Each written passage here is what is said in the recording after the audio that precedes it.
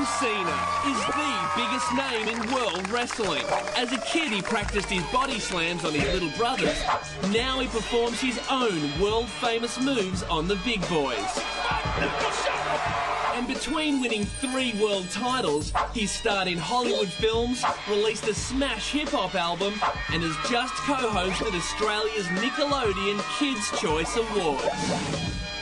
The champ is here, it's John Cena!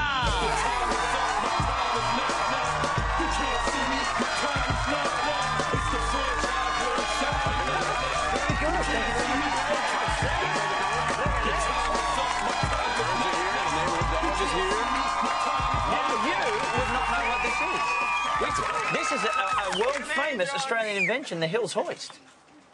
I would say it's a clothesline, something I use. No! Oh, a different type of clothesline. Yeah, there we go. Now, can I just say, as a wrestling purist, as I am, yes. I get a bit of a bee in my bonnet when people call it a coat hanger. It gets called a coat hanger by people. And I get... By sports commentators who don't know what they're talking about, exactly. John Cena. People who don't know what they're talking about. It's a clothesline. 10 ways to Sunday, and I don't even know what that means. Now, can I say, this must be a bit of a nice feeling for you, because being in a home, that's where you got started in the wrestling industry. That's right. I used to beat up my brothers in the basement of my house.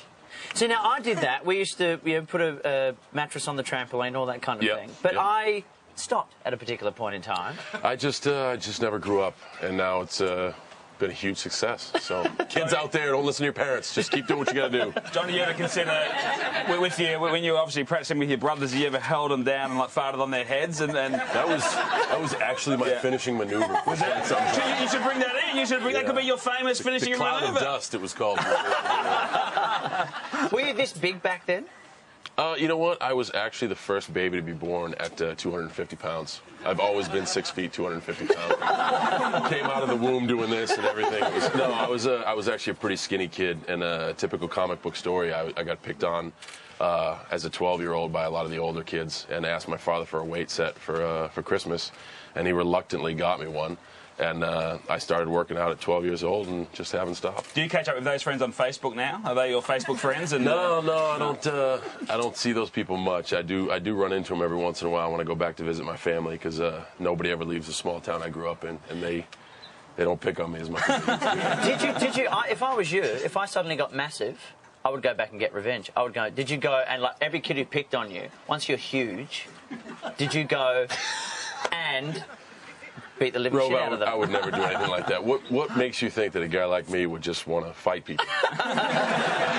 Just hit him with a chair or something. Yeah, I wouldn't do anything like that. Now, at the moment, you've had a bit of an injury-prone couple of 12 months. You ripped your pectoral muscle. Yeah, blew my chest apart. That was pretty weird. And now you're out with a neck injury. Broke my neck. That was pretty weird. So now you've got only the slightest of scars there on your neck from it. Yeah, nice. I can tell people I got my throat cut. It's pretty cool. So what happened exactly? No bone damage, which is why I'm not in the big halo device, and I just ruptured a disc. You have bone, disc, bone, and the disc is supposed to help your bones move and all that and secure your spinal cord. Well, one of mine ruptured, and it was pressing up against my spinal cord, which was kind of cutting off the feeling to my right arm. So they went in right away, got it early, and took out the disc, put in a bone chip, and put a nice little X plate between the two vertebrae. So vertebrae, bone, vertebrae, and they all fuse together. It's called fusion surgery. That's unbelievable. But the most unbelievable part is when that happens in the match. Yeah. So you've been dropped on your head and a move called a powerbomb, bang, down on your neck. Yeah. You keep going. Yeah, why not? Well, because here's the thing, though. It's only a broken neck, and they're going to keep me down. But do you think there's something? But there's something interesting about that, because people, for all the people who would knock wrestling for, of course, it's fake and it's performed. Yes. If any other legitimate sport, if someone injured themselves, it would stop. But you guys have to keep I see some professional sport. The guys get a little hangnail, and they call in the trainer, and they stop the whole show for a while, and then the guy goes off, and he's on the 15-day disabled list with a hangnail. I had a broken freaking neck. And I was still out there going. How are your nails, by the way? You know what? They're okay. Perfectly fine. Okay, good. Would you like to try to win $20 in 20 seconds, Mr. 20 bucks Johnson? sounds pretty good in 20 seconds. Not a bad hourly rate. 20 bucks in 20 seconds. This is really not worth much anymore as a segment. The way the planet's going. I've seen the exchange. I'm going to take that back to the States for a hamburger. It sounds good. All right. Let's start the clock. What night does your trash go out at home? Wednesday. You wrestle in jeans. Do you miss wearing tights? Absolutely not. You rap. What's your favourite rhyme for cena? Wiener.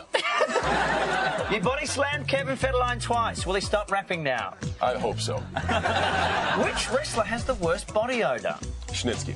Oh, yeah, and bad teeth. Does hugging you feel like hugging a sack of walnuts? No, I'd say like a sack of velvet walnuts. Stop the clock. I'm going to try. Yeah, oh yeah. What did you think I was going to do? Come on, come on. You freaked out. What did you think was going to happen? It's all good. It's all good. It's velvet. It's walnutty. Velvet nuts. Velvet nuts. There it is. You know, Velvet Nuts, you should have a move called the Velvet Nuts. Yeah, maybe that's the title of the next album. Start the clock. Do people challenge you to wrestle them in bars? All the time. What's the best lesson you learnt from your job as a limo driver? Always get them there on time. And John Cena, John Velvet Nuts Cena, who would you turn gay for? It's a good question. I've always wanted to get inside Pete's space. It's just a thing. I'd try it once, twice, who knows. There's a five-knuckle shuffle for you. Thank you very much, John Cena. There it is. You can catch John when he's back next July with the WWE Raw 2 tour. Might have a belt around his waist by then, who knows? Check out Let's the hope website so. for details.